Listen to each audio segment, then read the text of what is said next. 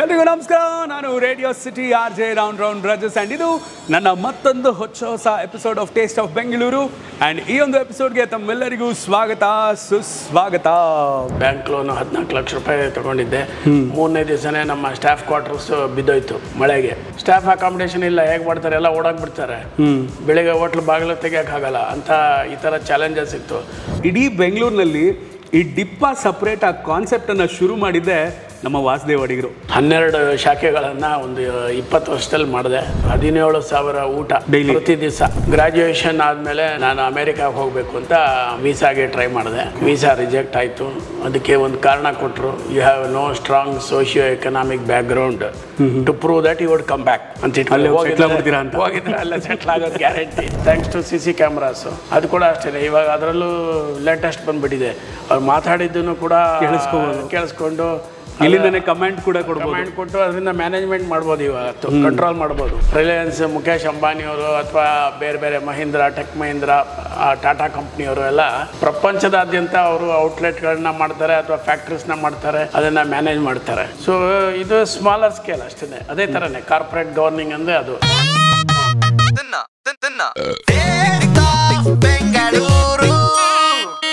ಇಂತಹ ಹೆಚ್ಚಿನ ಕಾಂಟೆಂಟ್ಗಳಿಗೆ ಸಬ್ಸ್ಕ್ರೈಬ್ ಆಗಿ Radio City Kannada YouTube channel. ಏನ್ ಯೋಚನೆ ಮಾಡ್ತಿದ್ದೀರಾ? ಬೇಗ ಬೇಗ ಬೆಲ್ ಐಕನ್ ಕ್ಲಿಕ್ ಮಾಡಿ. ಸೊ ಇವತ್ತು ಟೇಸ್ಟ್ ಆಫ್ ಬೆಂಗಳೂರಿನಲ್ಲಿ ನಾನು ಪಾಕಶಾಲಾಗೆ ಬಂದಿದ್ದೀನಿ. ಉತ್ರಹಳ್ಳಿನಲ್ಲಿರುವಂಥ ಪಾಕಶಾಲಾ ಹೆರಿಟೇಜ್ಗೆ. ಆ್ಯಂಡ್ ಪಾಕಶಾಲಾ ಹೋಟೆಲ್ ಬಗ್ಗೆ ಹೇಳೋದಾದರೆ ಇಡೀ ಕರ್ನಾಟಕದಲ್ಲೇ ಹೈಯೆಸ್ಟ್ ನಂಬರ್ ಆಫ್ ಹೋಟೆಲ್ಸ್ ಇರೋದು ಪಾಕಶಾಲಾ. ಆಲ್ಮೋಸ್ಟ್ ಒಂದು 35 ಹೋಟೆಲ್ಸ್ ಇದೆ ಪಾಕಶಾಲಾದು. ಆ್ಯಂಡ್ ನಾವೆಲ್ಲ ಹೋಟೆಲಿಗೆ ಹೋದರೆ ಇಡ್ಲಿ ವಡೆ ತೊಗೋತೀವಿ. ಸೊ ಟೋಕನ್ನ ಕೌಂಟ್ರಲ್ಲಿ ಕೊಡ್ತಿದ್ದಂಗೆ ಕೇಳ್ತಾರೆ, ವಡೆ ಡಿಪ್ಪ ಸೆಪ್ರೇಟಾ ಅಂತ. ಇದೊಂದು ಸಿಂಪಲ್ ಕಾನ್ಸೆಪ್ಟ್, ಬಟ್ ಈ ಡಿಪ್ಪ ಸೆಪ್ರೇಟಾ ಕಾನ್ಸೆಪ್ಟನ್ನು ಶುರು ಮಾಡಿದ್ದು ಪಾಕಶಾಲಾದ ಓನರ್ ಆಗಿರುವಂಥ ವಾಸುದೇವ್ ಅಡಿಗ ಅವರು. ಇವತ್ತು ನನ್ನ ಶೋನಲ್ಲಿ ಅವರೇ ಇರ್ತಾರೆ. ಅವ್ರನ್ನ ಮಾತಾಡ್ಸೋಣ. ಅವರ ಜರ್ನಿ ಬಗ್ಗೆ ಸಾಕಷ್ಟು ವಿಷಯಗಳಿದೆ ತಿಳ್ಕೊಳ್ಳೋಕ್ಕೆ. ಬನ್ನಿ ಒಳಗೆ ಹೋಗೋಣ, ಅವ್ರನ್ನೇ ಮಾತಾಡ್ಸೋಣ. ಸೊ ಇವತ್ತು ಟೇಸ್ಟ್ ಆಫ್ ಬೆಂಗಳೂರು ಉತ್ರಹಳ್ಳಿನಲ್ಲಿರುವಂಥ ಪಾಕಶಾಲಾ ಹೆರಿಟೇಜಿಗೆ ಬಂದಿದೆ. ಬಿಕಾಸ್ ನೀವು ಯಾವುದೇ ಒಂದು ಪಾಕಶಾಲಾ ಹೋಟೆಲ್ಗೆ ಎಂಟ್ರ್ ಆದರೆ ಅಲ್ಲೊಂದು ಬೋರ್ಡ್ ಇರುತ್ತೆ, KN Vasudev Adiga welcomes you ಅಂತ. ಆ್ಯಂಡ್ ಇವತ್ತು ನನ್ನ ಶೋಗೆ KN ವಾಸುದೇವ್ ಅಡಿಗ ಅವ್ರನ್ನೇ ನಾನು ವೆಲ್ಕಮ್ ಮಾಡ್ತಾ ಇದ್ದೀನಿ. ಸರ್ ನಮಸ್ಕಾರ, ವೆಲ್ಕಮ್ ಶೋಗೆ. ನಮಸ್ಕಾರ ಸರ್. ನಮಸ್ಕಾರ. ಹೇಗಿದ್ದೀರಾ ಸರ್? ನಮ್ಮೆಲ್ಲ ಶ್ರೋತೃಗಳಿಗೂ ನಮಸ್ಕಾರ. Thank you. ಪಾಕಶಾಲಾ ಅಂದರೆ ನಮ್ಮ ಬೆಂಗಳೂರಿನ ಜನಗಳಿಗೆ ಒಂದು ಎಮೋಷನ್. ಒಂದು ಪಾಕಶಾಲಾ, ಇನ್ನೊಂದು ನಿಮ್ಮ ಹೆಸರು. ಈಗಲಿಂದಲ್ಲ, ಅದು ನಿಮ್ಮ ಬ್ರಾಹ್ಮಿನ್ಸ್ ಕಾಫಿ ಬಾರಿಂದನೂ ನಿಮ್ಮ ಫ್ಯಾಮಿಲಿ ಜೊತೆ ನಮ್ಮ ಬೆಂಗಳೂರಿನ ಜನತೆಗೆ ಒಂದು ಒಡನಾಟ ಇದೆ. ಯಾವುದೇ ಒಂದು ಐಕಾನಿಕ್ ರೆಸ್ಟೋರೆಂಟ್ ಅಂತ ಬಂದಾಗ ಬ್ರಾಹ್ಮಿನ್ಸ್ ಕಾಫಿ ಬಾರ್ ಟಾಪಲ್ಲಿ ಬರುತ್ತೆ. ಬೆಂಗಳೂರಿಗೆ ಬಂದವರು ಅಲ್ಲಿಗೆ ಹೋಗ್ತಾರೆ. ಸೊ ನಿಮ್ಮ ಒಂದು food journey, family food journey ಇದು ಶುರುವಾಗಿದೆ ಹೇಗೆ ಸರ್? ಸರ್ 1965 ನಮ್ಮದು ಬ್ರಾಹ್ಮಿನ್ಸ್ ಕಾಫಿ ಬಾರ್ ನಮ್ಮ ತಂದೆಯವರು ಸ್ಥಾಪನೆ ಮಾಡಿದ್ದು. ಆ್ಯಕ್ಚುಲಾಗೆ 1943 ಅವರು ಚಾಮರಾಜಪೇಟೆ ಜಟ್ಕಾ ಸ್ಟ್ಯಾಂಡ್ ಅಂತ ಇತ್ತು ಅವಾಗ, ಅಲ್ಲಿ ಒಂದು ಹೋಟೆಲ್ ಮಾಡಿದ್ರು ಫಸ್ಟು. ಓಕೆ. ಸೊ ಬೆಂಗಳೂರಿಗೆ ಅವರು ಅಡುಗೆ ಭಟ್ಟು ಮತ್ತು ಪುರೋಹಿತ್ಗೆ ಇದನ್ನು ಮಾಡಿಕೊಂಡು ಬೆಂಗಳೂರಿಗೆ ಬಂದವರು. ಹಾಗೆ ಅದಾದಮೇಲೆ ಒಂದು ಹೋಟೆಲ್, ಸಣ್ಣ ಹೋಟೆಲ್, 1,000 ರೂಪಾಯಿ ಅಡ್ವಾನ್ಸು, 50 ರೂಪಾಯಿ ಬಾಡಿಗೆಗೆ ಚಾಮರಾಜಪೇಟೆಯಲ್ಲಿ ಮಾಡಿ, ಆ ಟೈಮಲ್ಲಿ ನಮ್ಮ ತಾಯಿಯವರು ಅದಕ್ಕೆಲ್ಲ ಸಹಾಯ ಮಾಡಿದ್ರು. ಎಲ್ಲ ಕಿಚನ್ ಪ್ರಿಪ್ರೇಷನ್ ಎಲ್ಲ ಅವ್ರದ್ದಿತ್ತು. ಅಫ್ಕೋರ್ಸ್ ಅವಾಗೆಲ್ಲ ಇವಾಗಿನ ಥರ ವೆಟ್ ಗ್ರೈಂಡರ್ಸು ಇರಲಿಲ್ಲ. ಅವ್ರು ಹೇಳೋದು ಕೇಳಿದ್ದೆ, ಯಾಕೆಂದರೆ ನಾವಿನ್ನೂ ಹುಟ್ಟಿರಲಿಲ್ಲ. ಅದು ಎಲ್ಲ ಕೈಯಲ್ಲಿ ರುಬ್ಬಿಟ್ಟು ಎಲ್ಲ ಮಾಡ್ಕೊಳ್ಳೋರಂತ ನಮ್ಮ ತಾಯಿ ತುಂಬ ಕಷ್ಟಪಟ್ಟಿದ್ದಾರೆ. ಸೊ ಹೀಗಾಗಿ ಅದು ಮಾಡಿ ಅದರಲ್ಲೂ ಅನ್ಸಕ್ಸಸ್ಫುಲ್ ಆದರು. ನಮ್ಮ ತಂದೆಯವರು ಅಷ್ಟೇನು ಸಕ್ಸಸ್ ಆಗಲಿಲ್ಲ ಆ ಟೈಮಲ್ಲಿ. ಅದಾದಮೇಲೆ 65ನೇ ಇಸ್ವಿನಲ್ಲಿ ಶಂಕರ್ಪುರದಲ್ಲಿ ಇವತ್ತು ಬ್ರಾಹ್ಮಿನ್ಸ್ ಕಾಫಿ ಬಾರ್ ಅಂತ ಏನಿದೆ ಅದನ್ನು ಶುರು ಮಾಡಿ, ಅದರಲ್ಲಿ ಇನಿಷಿಯಲಿ ಬನ್ನು, ಬ್ರೆಡ್ಡು, ಬಿಸ್ಕೆತ್ತು, ಪಫ್ಸು, ಈ ಥರ ವಿವಿ ಬೇಕ್ರಿ ಐಟಮ್ಸ್ ಮಾತ್ರ ಮಾರ್ತಾಯಿದ್ರು. ಆಮೇಲೆ ಕಾಫಿ ಮಾರೋರು. ಸೊ ಅದಾದಮೇಲೆ ಒಂದು 1970 ಇರ್ಬೋದು. ಆ ಟೈಮಿಂದ ಮತ್ತೆ ಇಡ್ಲಿ, ವಡೆ, ಉಪ್ಮಾ, ಕೇಸರಿ ಬಾತು, ಆಮೇಲೆ ಖೀರು ಈ ಥರದ್ದೆಲ್ಲ ಮಾಡೋಕ್ಕೆ ಶುರು ಮಾಡಿ ಅದು ಹಾಗೆ ಫೇಮಸ್ ಆಗಿ ಈವನ್ ಟುಡೇ ಅದು ಭಾಳ ಯಶಸ್ವಿಯಾಗಿ ನಡೀತಾ ಇದೆ. ಅದನ್ನು ನಮ್ಮ ಫ್ಯಾಮಿಲಿಯಲ್ಲಿ ನಮ್ಮ ತಮ್ಮ ಅವರು ಅದನ್ನು ನಡೆಸ್ಕೊಂಡು ಹೋಗ್ತಾ ಇದ್ದಾರೆ. ಅಂದರೆ ಬ್ರಾಹ್ಮಿನ್ಸ್ ಕಾಫಿ ಬಾರ್ ಫಸ್ಟ್ ಶುರುವಾಗಿದ್ದು ಬೇಕರಿ ಐಟಮ್ಸಿಂದ BB ಬೇಕರಿ ಐಟಮ್ಸ್ ಅವಾಗ ತಂದು ಮಾಡ್ತಾ ಇದ್ದಿತ್ತು. ಓಕೆ. ಮತ್ತು ಈ ಬ್ರಾಹ್ಮಿನ್ಸ್ ಕಾಫಿ ಬಾರ್ ಏನಿದೆ ಅದರಲ್ಲಿ ನಮ್ಮ ಫ್ಯಾಮಿಲಿನಲ್ಲಿರೋ ಎಲ್ಲ ಮೆಂಬರ್ಸು, ನಾವು 5 ಜನ ಬ್ರದರ್ಸು 3 ಜನ ಸಿಸ್ಟರ್ಸು, ಇಷ್ಟೂ ಜನ ಕೆಲಸ ಮಾಡ್ತಾ ಇದ್ವಿ. ನಾವು ಇಷ್ಟೂ ಜನ ಕೆಲಸ ಮಾಡಿಕೊಂಡು ಓದ್ಕೊಂಡು ಎಲ್ಲ ಎಜುಕೇಷನ್ ಎಲ್ಲ ಮಾಡಿಕೊಂಡು ಎಲ್ಲರೂ ಗ್ರಾಜ್ಯುಯೇಟ್ಸ್ ಅಂತ ಇಟ್ಕೊಳ್ಳಿ, ಹಿಂಗೆ ಮಾಡಿಕೊಂಡು ನಾವು ಅದರಲ್ಲಿ ಕೆಲಸ ಮಾಡಿ ಅದರಲ್ಲಿ ಆ ಕೆಲಸ ಮಾಡುವಾಗ ಅದನ್ನು ನೋಡ್ತಾ ಇದ್ದಿದ್ದೆ ಅಷ್ಟೇ ಅನುಭವ. ನಾವೇನು ಅಷ್ಟು ಕೆಲಸ ಮಾಡೋಕ್ಕೆ ಕೆಲಸ ಅಂದರೆ ಈ kitchen daily operation work kitchen side ಹೋಗ್ತಾ ಇರಲಿಲ್ಲ. ಬಟ್ ನಮ್ಮ ಹೋಟೆಲ್ಗೆ ಹೋಗಿ ಒಂದು ಸ್ವಲ್ಪ ಕೆಲಸ ಮಾಡ್ತಾ ಇದ್ವಿ. ಸೊ ಈ ಥರ ಮತ್ತು ಮನೆಯಲ್ಲಿ ಪ್ರಿಪ್ರೇಷನ್ ಮಾಡ್ತಾ ಇದ್ದಿದ್ದದು. ಹೋಟ್ಲು ಭಾಳ ಚಿಕ್ಕದು, 10x9 ಶಾಪ್ ಅಷ್ಟೇ ಅದು. ಹಾಗಾಗಿ ಮನೆಯಲ್ಲೆಲ್ಲ ತಯಾರಿ ಮಾಡೋದು, ಅಲ್ಲಿಂದ ತೊಗೊಂಬಂದು ಕೊಡೋದು, ನಾವು ಆ ಥರದ ಕೆಲಸಗಳೆಲ್ಲ ಮಾಡ್ತಾಯಿದ್ವಿ. ಸೊ ಹೀಗೆ ಶುರುವಾಗಿದ್ದು ಗ್ರ್ಯಾಜುಯೇಷನ್ ಆದಮೇಲೆ 1984 ಆದಮೇಲೆ ನಾನು ಅಮೇರಿಕಾಗೆ ಹೋಗಬೇಕು ಅಂತ ಮಾಸ್ಟರ್ ಡಿಗ್ರಿ ಮಾಡೋದಕ್ಕೆ ವೀಸಾಗೆ ಟ್ರೈ ಮಾಡಿದೆ. ವೀಸಾ ರಿಜೆಕ್ಟ್ ಆಯಿತು. ಅದಕ್ಕೆ ಒಂದು ಕಾರಣ ಕೊಟ್ಟರು, you have no strong socio economic background to prove that you would come back, you are a potential immigrant ಅಂತ ಅವ್ರಿಗೆ ರಿಯಲೈಸ್ ಆಯಿತು. ಆ್ಯಂಡ್ ಇಟ್ ವಾಸ್ ಟ್ರೂ ಅಂತ ಹೋಗಿದ್ರೆ ಅಲ್ಲ ಸೆಟ್ಲ್ ಆಗೋದು ಗ್ಯಾರಂಟಿ, ಅದೊಂದು ಡ್ರೀಮ್ ಇತ್ತು. ಸೊ ಹಾಗಾಗಿ ಅಲ್ಲಿಂದ ಅದು ಯಾವಾಗ ರಿಜೆಕ್ಟ್ ಆಯಿತು, ಹ್ಯಾಡ್ ಟು ಡೂ ಸಮಥಿಂಗ್, ಏನಾದರೂ ಮಾಡಬೇಕು ಅಂತ. ಸರಿ, ಯಾವ್ದಾರ ಒಂದು ಸಣ್ಣ ಪುಟ್ಟ ಕೆಲಸ ಮಾಡಿದೆ. ನನ್ನ ಪ್ರೊಫೆಷನಲ್ಲೇ ಎಲೆಕ್ಟ್ರಾನಿಕ್ಸ್ನಲ್ಲಿ ಕೆಲಸ ಮಾಡಿದೆ. But I was not happy. ಅದರಲ್ಲಿ ಏನಷ್ಟು ಇದೆ ಅಂತ ಅನಿಸ್ಲಿಲ್ಲ, ಮಜಾ ಇದೆ ಅಂತ ಅನಿಸ್ಲಿಲ್ಲ, ಮತ್ತು ಒಂದು ಸ್ಯಾಟಿಸ್ಫ್ಯಾಕ್ಷನ್ ಇರಬೇಕಲ್ಲ ಒಂದು ಕೆಲಸ ಮಾಡಿದ್ರೆ. ಸೊ ಹಾಗಾಗಿ ಜೀವನಕ್ಕೆ ಇನ್ನೇನಾದರೂ ಮಾಡಬೇಕಾಗಿತ್ತು. ಸೊ ಇದನ್ನು ಯಾಕೆ ಮಾಡಬಾರ್ದು ಅಂತ ಒಂದು ಗಾಂಧಿ ಬಜಾರ್ನಲ್ಲಿ ಚಿಕ್ಕದಾಗೆ ಒಂದು ರೆಸ್ಟೋರೆಂಟ್ ಆವಾಗ ಸೇಲಿಗೆ ಬಂದಿತ್ತು. ಅದನ್ನು ತಗೊಂಡು, ಅದು ನನಗೇನೂ ಗೊತ್ತಿಲ್ಲ ಆವಾಗ, ಈ ಪ್ರೊಡಕ್ಷನ್ ಆಗಲಿ ಇದಾಗಲಿ ಏನೂ ಗೊತ್ತಿಲ್ಲ. ನಮ್ಮ ಕಸಿನ್ ಒಬ್ಬ ಇದ್ದ, ಅವನು ಎಲ್ಲ ಗೊತ್ತಿತ್ತು, ನಮ್ಮ ತಾಯಿ ಹತ್ರ ಟ್ರೈನ್ ಆಗಿದ್ದ ಅವನು. ಸೊ ಅವನ್ನೆಲ್ಲ ಮಾಡ್ತಾ ಇದ್ದ, ನಾನೆಲ್ಲ ಸ್ವಲ್ಪ ನೋಡ್ಕೋತಾ ಇದ್ದೆ. ಅದರಲ್ಲಿ ಏನೋ ನನಗೊಂದು 3,000 ರೂಪಾಯಿ ಸಿಗೋದು ಆವಾಗ, ಎಲ್ಲ ಹೋಗಿ ನೆಟ್ಟು 3,000 rupees per month. So I was ಈಗ ಒಂದು 1 ಲಕ್ಷ ರೂಪಾಯಿ. So I was extremely happy. ಇಷ್ಟೊಂದು ನನಗೆ ಜೀವನದಲ್ಲಿ ಸೆಟ್ಲ್ ಆದ್ನಲ್ಲ ಅಂತ ಒಂಥರ ಖುಷಿ ಇತ್ತು. ಬಟ್ ಆಮೇಲೆ ಮುಂದಿನ ದಿನಗಳಲ್ಲಿ ಅದನ್ನು ಡೆವಲಪ್ ಮಾಡಬೇಕು ಅನ್ನೋದು ಒಂದು ಛಲ ಬಂತು. ಅದಕ್ಕೆ ಸರಿಯಾಗಿ ಸರ್ಕಮ್ಸ್ಟೆನ್ಸಸ್ಸು ಹಾಗೆ ಇತ್ತು ಅಂತ ಇಟ್ಕೊಳ್ಳಿ. ಅಲ್ಲಿ ಉಪಹಾರ ದರ್ಶಿನಿ ಆಗ್ತಾನೆ ಹೊಸದಾಗಿ ಶುರು ಆಯಿತು ನೆಟ್ಕಲಪ್ಪ ಸರ್ಕಲ್ನಲ್ಲಿ. ಅವ್ರದ್ದೇನು ಅಂದರೆ new concept. Mister Prabhakar Rao ನಿಮ್ಗೆ ಗೊತ್ತಿರ್ಬೋದು, ಅವರು ಅದಕ್ಕೆ ಐಡಿಯಾ ಕೊಟ್ಟಿದ್ದು, ಅದನ್ನು ಎಕ್ಸಿಕ್ಯೂಟ್ ಮಾಡಿದವರು ಜನಾರ್ದನ್ ರಾವ್. ಹೀಗಾಗಿ ಅದು ತುಂಬ ಚೆನ್ನಾಗಿ ಇತ್ತು concept. And it was A super hit ಅಂತ ಇಟ್ಕೊಳ್ಳಿ ಅಟ್ ದಟ್ ಟೈಮ್. ದರ್ಶಿನಿ ಅಂತ ಅಂದರೆ ಆ್ಯಕ್ಚುಲಾಗೆ ದರ್ಶಿನಿ ಅನ್ನೋ ಹೆಸರು ಬಂದಿದ್ದು ಆವಾಗಿಂದ. ಅದಕ್ಕೆ ಮುಂಚೆ ಫಾಸ್ಟ್ ಫುಡ್ ಅಂತಿರೋದು, ಅದನ್ನು ನಮ್ಮ ತಂದೆಯವರು ಕೂಡ ಮಾಡಿದ್ರು 1965 ನಾನು ಹೇಳಿದ್ನಲ್ಲ, ಶಂಕರ್ಪುರದಲ್ಲಿ ನಾವು ಮಾಡಿದ್ವಿ. ಅದು ಸ್ವಸಹಾಯ ಪದ್ಧತಿ, ಸಬ್ ಸರ್ವಿಸ್, ನಿಂತ್ಕೊಂಡು ತಿನ್ನೋವಂಥದ್ದು. ಬಟ್ ದರ್ಶಿನಿ ಅನ್ನೋ ಕಾನ್ಸೆಪ್ಟ್ ಏನು, ಅಲ್ಲಿ ಕಿಚನ್, ಓಪನ್ ಕಿಚನ್ ಕಾನ್ಸೆಪ್ಟು, ಎಲ್ಲ ಸ್ವಚ್ಛತೆಯಿಂದ ನೋಡುವಂಥದ್ದು. ಮತ್ತು ಮೆನುಗಳಲ್ಲೂ ಕೂಡ ಹೊಸ ಐಟಮ್ಸ್ನ ಆ್ಯಡ್ ಮಾಡಿದ್ದು ಆ ಒಂದು ದರ್ಶಿನಿ ಕಾನ್ಸೆಪ್ಟ್ ಬಂದ ಮೇಲೇ. ಸೊ ಅದರಿಂದ ಹಾಗೆ ಅದು ಬಂದ ತಕ್ಷಣ ನಮ್ಮದೆಲ್ಲ ಬಿಸ್ನೆಸ್ಸು ಆಲ್ಮೋಸ್ಟ್ 1 ಕಿಲೋಮೀಟ್ರ್ ಡಿಫ್ರೆನ್ಸ್ ಇತ್ತು ನನ್ನ ರೆಸ್ಟೋರೆಂಟ್ಗೂ ಅಲ್ಲಿಗೂ. ಆದರೂ ನನ್ನ ಬಿಸ್ನೆಸ್ಸು ಕಮ್ಮಿ ಕುಂಠಿತ ಆಗ್ತಾ ಬಂತು. ಸೊ ನಾನು ಅದನ್ನು ರಿಯಲೈಸ್ ಮಾಡಿದೆ, if I have to be in race, ನಾವು ಅದಕ್ಕೆ ನಾವು ಹೊಸತನ ತೋರಿಸ್ಬೇಕು, ಅಪ್ಗ್ರೇಡ್ ಮಾಡ್ಕೋಬೇಕು ಅಂತ ಅವತ್ತು ತೀರ್ಮಾನ ಮಾಡಿ ಅಲ್ಲಿ ಹೋಗಿ ನಾನು ಅಬ್ಸರ್ವ್ ಮಾಡಿದೆ. ಏನು ಮಾಡ್ತಾರೆ ಇವರು, ನಾನು ಇಡೀ ದಿವಸ ಮಾಡ್ತಾ ಇದ್ದಿದ್ದು ಬಿಸ್ನೆಸ್ನ ಅವ್ರು 1 ಅವರ್ನಲ್ಲಿ ಮಾಡಕ್ಕೆ ಬಿಡೋರು, ಅಷ್ಟು ಸೇಲ್ಸ್ ಇತ್ತು ಅವ್ರಿಗೆ.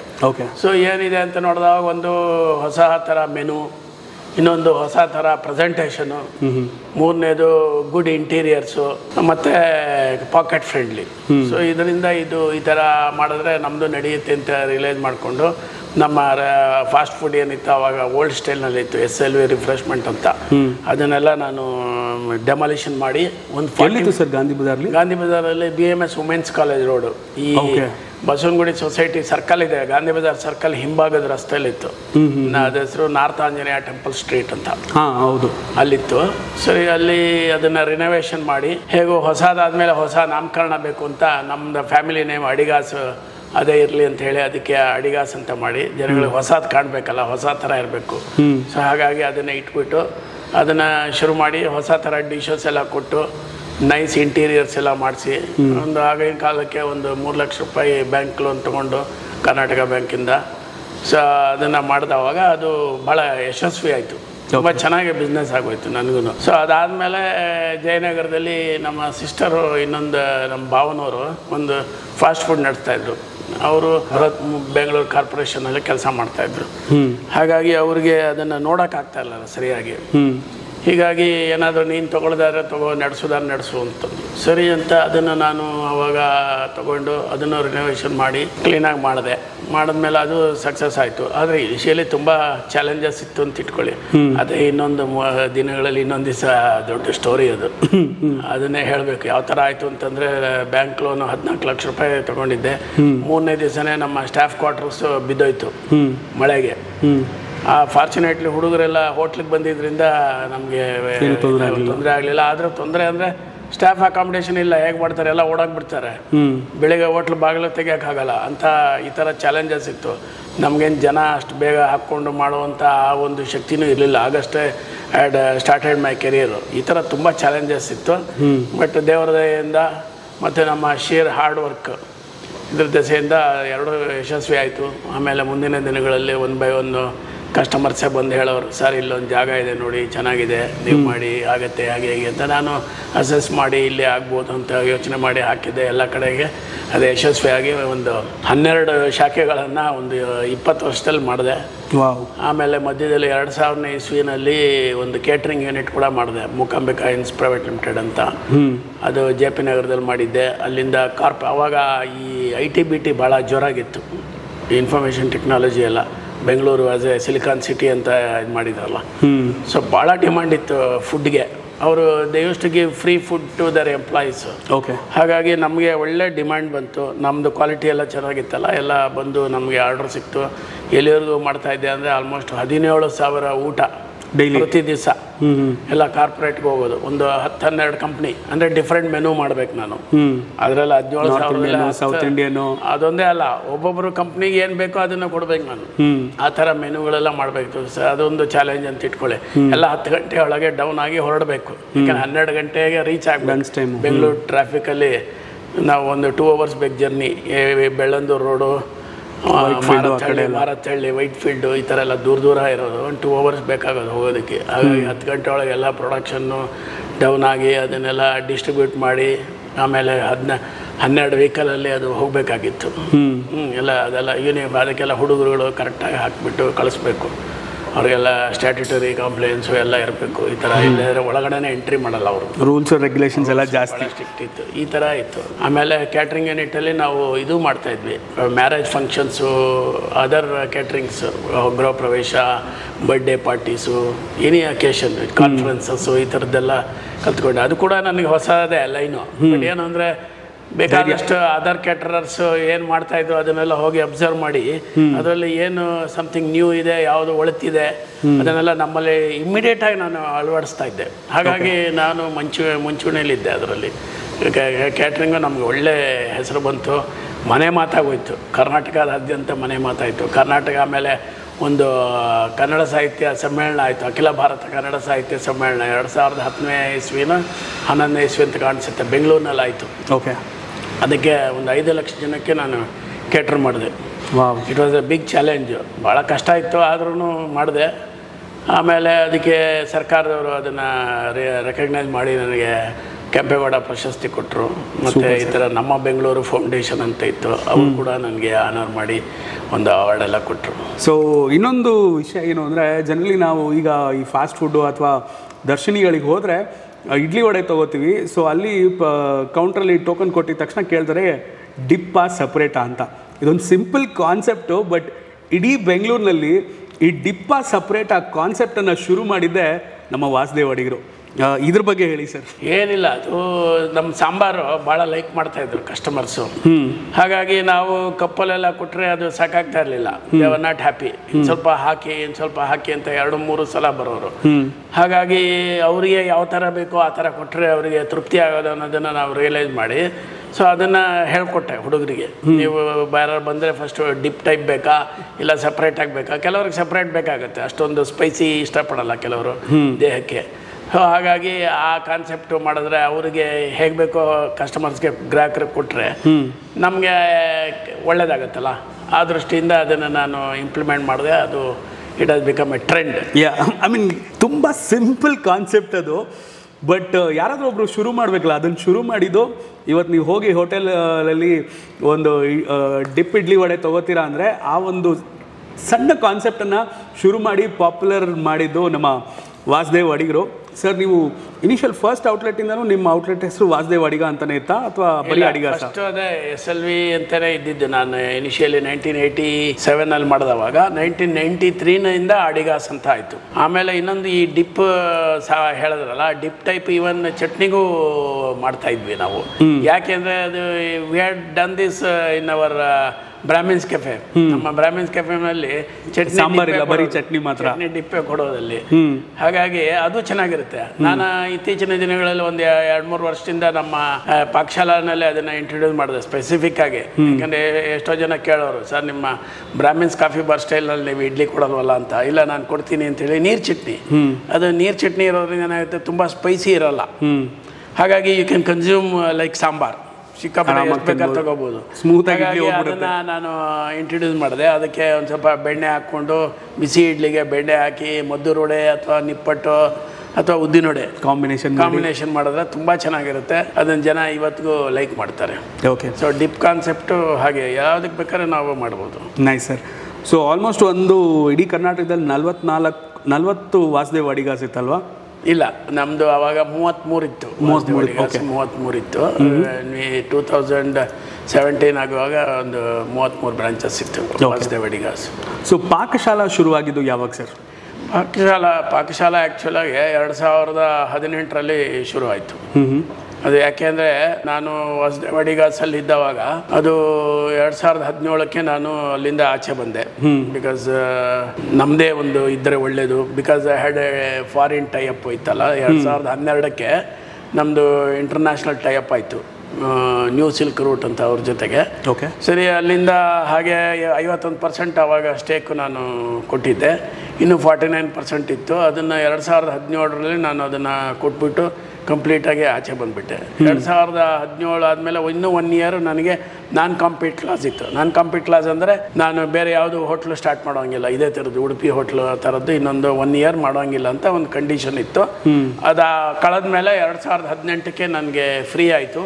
ನಾನು ಆವಾಗ ಪಾಕಶಾಲಾನ Shri Ananteshwara foods private limited ಅಂತ ಒಂದು ಕಂಪ್ನಿ ಮಾಡಿ ಅದರಲ್ಲಿ ಮಾಡೋ ಹೋಟೆಲ್ಸ್ನೆಲ್ಲ ನಾನು ಪಾಕಶಾಲಾ ಅಂತ ಇಟ್ಕೊಂಡು ಬರೋಕ್ಕೆ ಶುರು ಮಾಡಿದೆ. First outlet I think RR ನಗರದಲ್ಲಿ ಬಂದಿದ್ದು ಅನ್ಸುತ್ತೆ. ಹೌದು, ಅದು ಪ್ರಾಪರ್ ಫೈನ್ ಡೈನ್. ಹೌದು, ಅದು ದಟ್ ವಾಸ್ ಅಕ್ವಿಸಿಷನ್. ಅಂದರೆ somebody had done and we acquired it during 2018. So ಅದು ಆವಾಗ ಪಾಕಶಾಲಾ ಅಂತ ಚೆನ್ನಾಗಿತ್ತಲ್ಲ ನೇಮ, ಹಾಗೆ ಅದನ್ನು ನಾನು ಕಂಟಿನ್ಯೂ ಮಾಡ್ಕೊಂಬಂದೆ. ಓಕೆ, ಸೊ 2018 ಶುರುವಾದಂಥ ಪಾಕಶಾಲಾ ಇವತ್ತು 35 ಔಟ್ಲೆಟ್ಸ್ಗಳನ್ನು ಇಡೀ ಕರ್ನಾಟಕದಾದ್ಯಂತ ಹೊಂದಿದೆ. ಆ್ಯಂಡ್ ಇಡೀ ಕರ್ನಾಟಕದಲ್ಲೇ ಕರ್ನಾಟಕ, ಆಂಧ್ರ ಆ್ಯಂಡ್ ತಮಿಳುನಾಡು ಇನ್ನೂ ಬ್ರಾಂಚ್ ಇದೆ, 2 ಸ್ಟೇಟಲ್ಲಿ ಎಕ್ಸ್ಟ್ರಾ. ಸೊ ಆ್ಯಂಡ್ ಇಡೀ ಒಂದು ಕರ್ನಾಟಕದ ಬ್ರ್ಯಾಂಡ್ ಇಷ್ಟು ಹೋಟೆಲ್ಸನ್ನು ಇರೋದು ಅಂದರೆ ಪಾಕಶಾಲೆ. ಅಂದರೆ highest number of chain of hotels ಅಂತ ಏನು ಹೇಳ್ತಾರಲ್ಲ ಅದು ಪಾಕಶಾಲಾನೇ. ಇದು ಹೆಂಗೆ ಸಾಧ್ಯ ಆಯಿತು ಸರ್? 2018 ಈಗ 2024 ಎಂಡಲ್ಲಿ ಇದ್ದೀವಿ ನಾವು. ಸೊ ಆಲ್ಮೋಸ್ಟ್ ಒಂದು 6 ವರ್ಷದಲ್ಲಿ 35 outlet. It is not easy task. ಹೌದು. ಏನು ಅಂತಂದರೆ ನಾವು ವಾಸುದೇವ್ ಅಡಿಗಾಸಲ್ಲಿ we joined with multinational companies. Multinational company ಆದಮೇಲೆ earlier before joining with multinational company ನಾವು ಪ್ರೊಪ್ರೈಟ್ರಿ ಕನ್ಸರ್ನ್ ಥರ ನಡೆಸ್ತಾ ಇದ್ವಿ. ಎಲ್ಲ ನಾನೊಬ್ಬನೇ ಮೇಲೆ ಡಿಪೆಂಡ್ ಆಗಬೇಕು ಮಾಡ್ತಾಯಿದ್ದೆ. ಯಾವಾಗ 2012 ನಾವು ಕಂಪ್ನಿ ಜೊತೆಗೆ ಟೈಅಪ್ ಆದ್ವೋ, ಕಂಪ್ನಿನಲ್ಲಿ ಹೇಗೆ ಕಂಪ್ನಿಯಿಂದ ನಡೆಸ್ಬೋದು ಅನ್ನೋದನ್ನು ನಾನು ಕಲ್ತ್ಕೊಂಡೆ. ಕಾರ್ಪೊರೇಟ್ ಸ್ಟೈಲಲ್ಲಿ ಹೋಟೆಲ್ ನಡೆಸೋದು ಸ್ಟೈಲಲ್ಲಿ ಅದು ತುಂಬ ಭಾಳ ಚೆನ್ನಾಗಿರುತ್ತೆ. ಇವತ್ತು ರಿಲಯನ್ಸ್ ಮುಖೇಶ್ ಅಂಬಾನಿಯವರು ಅಥವಾ ಬೇರೆ ಬೇರೆ ಮಹೀಂದ್ರ, ಟೆಕ್ ಮಹೀಂದ್ರ, ಟಾಟಾ ಕಂಪ್ನಿಯವರು ಎಲ್ಲ ಹೇಗೆ ನಡೆಸ್ತಾರೆ, ಇಡೀ ಪ್ರಪಂಚದಾದ್ಯಂತ ಮೆಕ್ಡೊನಾಲ್ಡ್ಸ್ ಕಂಪ್ನಿಯವರು ಪ್ರಪಂಚದಾದ್ಯಂತ ಅವರು ಔಟ್ಲೆಟ್ಗಳನ್ನ ಮಾಡ್ತಾರೆ ಅಥವಾ ಫ್ಯಾಕ್ಟ್ರೀಸ್ನ ಮಾಡ್ತಾರೆ, ಅದನ್ನು ಮ್ಯಾನೇಜ್ ಮಾಡ್ತಾರೆ. ಸೊ ಇದು ಸ್ಮಾಲರ್ ಸ್ಕೇಲ್ ಅಷ್ಟೇ. ಅದೇ ಥರನೇ ಕಾರ್ಪೊರೇಟ್ ಗವರ್ನಿಂಗ್ ಅಂದರೆ ಅದು ತುಂಬ ಈಸಿ ಆಗುತ್ತೆ. ಆ ಥರ ಮಾಡೋದ್ರಿಂದ ಭಾಳ ಈಸಿ ಆಗುತ್ತೆ. ಮತ್ತು ತುಂಬ ಕಂಟ್ರೋಲ್ಸ್ ಎಲ್ಲ ಚೆನ್ನಾಗಿರುತ್ತೆ. ಮತ್ತು ಸಾಕಷ್ಟು ಮೆರಿಟ್ಸ್ ಇದೆ. ಕಂಪ್ನಿ ವ್ಯಾಲ್ಯೂಯೇಷನ್ನು ಜಾಸ್ತಿ ಆಗುತ್ತೆ. ಮತ್ತು ಕಂಪ್ನಿ ಅಂತ ನಡೆಸಿದ್ಮೇಲೆ ಅದು it need not depend on single individual. ಈಗ ವಾಸುದೇವ್ ಅಡಿಗ ಇಲ್ಲದೇ ಇದ್ದರೂ ಅಲ್ಲಿ CEO ಅಂತ ಹಾಕಿದ್ರೆ ಅಥವಾ ಒಂದು ಚೇರ್ಮನ್ ಅಂತ ಅಲ್ಲಿ ಇದ್ದರೆ, ಡೈರೆಕ್ಟರ್ಸ್ ಇದ್ದರೆ ಅದು it can run for decades and centuries. ಈಗ ಟಾಟಾ ಕಂಪ್ನಿಗಳೆಲ್ಲ ಸೆಂಚುರೀಸ್ ಓಲ್ಡ್, ಅಲ್ಲಿ 2-3 ಟಾಟಾಗಳ ಜನ್ರೇಷನ್ ಆಯಿತು, ಬಟ್ ಕಂಪ್ನಿ ಇವಾಗಲೂ ಎಕ್ಸಿಸ್ಟ್ ಆಗಿದೆ. ಪ್ರಾಪರ್ ಸಿಸ್ಟಮ್ ಸೆಟ್ ಮಾಡಿದ್ರೆ ನಡೀತಾ ಹೋಗುತ್ತೆ. ಹಾಗಾಗಿ ಕಂಪ್ನಿನ ಮಾಡಿ ನಡೆಸುವಂಥದ್ದು ಭಾಳ ಪ್ರೊಫೆಷನಲಿ ಅದು ಒಳ್ಳೆಯದು, ಮತ್ತು ಅದು ಸ್ಟೇಬಲ್ ಆಗಿರುತ್ತೆ. ಆ್ಯಂಡ್ ನಾವು ರಿಲ್ಯಾಕ್ಸ್ ಮಾಡ್ಬೋದು. ಆ್ಯಕ್ಚುಲಾಗಿ ಜನ ಅನ್ಕೊತಾರೆ ಏನಪ್ಪ ಇಷ್ಟೊಂದು ಬ್ರಾಂಚಸ್ ಮಾಡ್ತಾರೆ, ಇವ್ರಿಗೆ ತುಂಬ ತಲೆಬಿಸಿ ಇರುತ್ತೆ ಅಂತ. ಆ್ಯಕ್ಚುಲಾಗಿ ನಾವು ನಿರಾಳವಾಗಿರ್ತೀವಿ. ಯಾಕೆ ಅಂತಂದರೆ ಅದರಲ್ಲಿ ಪ್ರಾಸೆಸ್ಸು, ಸಿಸ್ಟಮ್ಸು ಮತ್ತು ಸಾಕಷ್ಟು ಜನಗಳಿರ್ತಾರೆ. ಅಫ್ಕೋರ್ಸ್ ಇದಕ್ಕೊಂದು ಎಕ್ಸ್ಪೆಂಡಿಚರ್ ಎಕ್ಸ್ಟ್ರಾ ಬರುತ್ತೆ. ಕಾರ್ಪೊರೇಟ್ ಆಫೀಸ್ ಮಾಡಿ ಸೆಟಪ್ ಮಾಡಿ ಅದಕ್ಕೆಲ್ಲ ಡಿಫ್ರೆಂಟ್ ಡಿಪಾರ್ಟ್ಮೆಂಟ್ಸ್ ಹೆಡ್ಸ್ನೆಲ್ಲ ನಾವು ನಾಮಿನೇಟ್ ಮಾಡಬೇಕಾಗುತ್ತೆ, ಇಡಬೇಕಾಗುತ್ತೆ. ಅವ್ರಿಗೆಲ್ಲ ಹೈ ಸ್ಯಾಲ್ರಿ ಕೊಡಬೇಕು, because it's A intelligent job. So ಹಾಗಾಗಿ ಅವ್ರಿಗೆಲ್ಲ ನಾವು ಒಳ್ಳೆ ಸ್ಯಾಲ್ರಿಗಳನ್ನು ಕೊಟ್ಟು ಕ್ಲೀನಾಗಿ ನಡೆಸೋದ್ರಿಂದ ಅದು ಕಾಸ್ಟ್ ಒಂದು ಎಕ್ಸ್ಟ್ರಾ ಇರುತ್ತೆ. ಬಟ್ ಅವ್ರದ್ದೆಲ್ಲ ಅದು when you make more number of branches ಆ ಕಾಸ್ಟ್ ಕಮ್ಮಿ ಆಗ್ತಾ ಬರುತ್ತೆ. ಪರ್ ಯೂನಿಟ್ ಇವಾಗ ಸಪೋಸಿಂಗ್ 1 ಲಕ್ಷ ಕೊಡ್ತಾ ಇದ್ದೀವಿ ಅಂತ ಇಟ್ಕೊಳ್ಳಿ ಕಾರ್ಪೊರೇಟ್ ಆಫೀಸ್ ಮೇಂಟೆನೆನ್ಸ್ಗೆ. when you make 70 branches it becomes 50,000. ಅಷ್ಟೇ ಜನ ಅಷ್ಟನ್ನೇ ಮ್ಯಾನೇಜ್ ಮಾಡ್ತಾರೆ. ಅಥವಾ ಮಾರ್ಜಿನಲ್ಲಿ ಒಂದು ಸ್ವಲ್ಪ ಜಾಸ್ತಿ ಜನ ಬೇಕಾಗ್ಬೋದು ಅಷ್ಟೇ. Otherwise things will. ಆಮೇಲೆ ಅಡ್ವಾಂಟೇಜು ಟೆಕ್ನಾಲಜಿ. ಇವತ್ತು ಟೆಕ್ನಾಲಜಿ ಇರೋದ್ರಿಂದ ಎಲ್ಲ ನಿಮಗೆ MIS ಮ್ಯಾನೇಜ್ಮೆಂಟ್ ಇನ್ಫಾರ್ಮೇಷನ್ ಸಿಸ್ಟಮ್ ಅಂತ ಡೈಲಿ ಆನ್ಲೈನ್ ತುಂಬ ಲೈವ್ ಆಗಿ ಎಲ್ಲ ಸಿಕ್ಬಿಡುತ್ತೆ. ಇವಾಗ ಅಲ್ಲಿ ಒಂದು ಬ್ರಾಂಚಲ್ಲಿ ಏನು ಟೋಕನ್ ಇಶ್ಯೂ ಮಾಡ್ತಾ ಇದ್ದಾನೆ ಅದಕ್ಕೆ ಲಾಗಿನ್ ಆದರೆ ಆ ಇದಕ್ಕೆ ಐಡಿಗೆ ಅಲ್ಲಿ ಏನು ಟ್ರಾನ್ಸಾಕ್ಷನ್ ಆಗ್ತಿದೆ we can visualise sitting in the office. ಆಮೇಲೆ CC cameras, thanks to CC cameras ಅದು ಕೂಡ ಅಷ್ಟೇ. ಇವಾಗ ಅದರಲ್ಲೂ ಲೇಟೆಸ್ಟ್ ಬಂದುಬಿಟ್ಟಿದೆ. ಅವ್ರು ಮಾತಾಡಿದ್ದನ್ನು ಕೂಡ ಕೇಳಿಸ್ಕೊಂಡು ಇಲ್ಲಿಂದನೇ ಕಮೆಂಟ್ ಕೂಡ ಕೊಟ್ಟು ಅದರಿಂದ ಮ್ಯಾನೇಜ್ಮೆಂಟ್ ಮಾಡ್ಬೋದು, ಇವಾಗ ಕಂಟ್ರೋಲ್ ಮಾಡ್ಬೋದು. ಹೀಗಾಗಿ ಅದು ತುಂಬ ಅಡ್ವಾಂಟೇಜ್ ಇದೆ. ಇವತ್ತಿನ ದಿನಗಳಲ್ಲಿ ಮ್ಯಾನೇಜ್ ಮಾಡೋದು ಆ್ಯಕ್ಚುಲಾಗೆ ತುಂಬ ಸುಲಭ. ಮುಂಚಿನ ದಿನಗಳಲ್ಲಿ ಫಿಸಿಕಲಾಗಿ ಹೋಗಿ ನೋಡಬೇಕಾಗಿತ್ತು. ಇವಾಗ ಅದೇನಿಲ್ಲ, ಎಕ್ಸೆಪ್ಟ್ ಕ್ವಾಲಿಟಿ ಕಂಟ್ರೋಲ್ ನೋಡಿ ಸರಿ ಮಾಡೋಕ್ಕಾಗಲ್ಲ. ಸ್ವಲ್ಪ ಪ್ರೆಸೆನ್ಸ್ ಇರಲೇಬೇಕು. ಅದಕ್ಕೆ ಪ್ರೆಸೆನ್ಸ್ ಅಂದರೆ ಕ್ವಾಲಿಟಿ ಕಂಟ್ರೋಲ್ ಟೀಮ್ ಮಾಡಿದ್ದೀವಿ. They are all chefs. ಒಂದು 3-4 ಚೆಫ್ ಇರ್ತಾರೆ. North Indian chef, south Indian chef, dosa master, dosa idli ಎಲ್ಲ ಗೊತ್ತಿರೋಂಥವನೊಬ್ಬ, ಕಾಫಿನೂ ಅವನಿಗೆ ಗೊತ್ತಿರುತ್ತೆ, ಕಾಂಟಿನೆಂಟಲ್ಲು, ಈ ಥರದ ರೊಟ್ಟಿ ಮಾಸ್ಟ್ರು, ಈ ಥರದ್ದೆಲ್ಲ ಇದ್ಬಿಟ್ರೆ ಅವ್ರವ್ರು ಹೋಗಿ ಡೈಲಿ ರ್ಯಾಂಡಮ್ ಆಗಿ ಚೆಕ್ ಮಾಡ್ತಾ ಇದ್ರೆ ಅಲ್ಲಿ ಏನಾದರೂ ವ್ಯತ್ಯಾಸ ಇದ್ದರೆ set right things and maintain the quality. 35 hotels ಮಾಡೋದು ಈಸಿ ಅಲ್ಲ ಸರ್. ಐ ಮೀನ್ ಇವತ್ತು ಏನೇ ಟೆಕ್ನಾಲಜಿ ಇರ್ಬೋದು, ಎಷ್ಟೇ ಮ್ಯಾನ್ ಪವರ್ ಇರ್ಬೋದು, ಬಟ್ ಸ್ಟಿಲ್ ಹೋಟೆಲ್ ಅಂತ ಬಂದಾಗ ಒಂದು consistency is the key to success ಅಂತ ಹೇಳ್ತಾರೆ. ಪಾಕಶಾಲಾದಲ್ಲಿ ಬಿಸಿಬೇಳೆಭಾತ್ ಆಗಿರ್ಬೋದು, ರವಾ ಇಡ್ಲಿ ಆಗಿರ್ಬೋದು, ಸಾಂಬಾರ್ ಆಗಿರ್ಬೋದು, ಮಸಾಲೆ ದೋಸೆ ಆಗಿರ್ಬೋದು, ಯಾವತ್ತೇ ಬಂದರೂ ಒಂದೇ taste. How do you manage your menu sir? Menu quality maintain ಮಾಡೋದಕ್ಕೆ ಇಂತಹ ಹೆಚ್ಚಿನ ಕಾಂಟೆಂಟ್ಗಳಿಗೆ ಸಬ್ಸ್ಕ್ರೈಬ್ ಆಗಿ Radio City Kannada YouTube channel.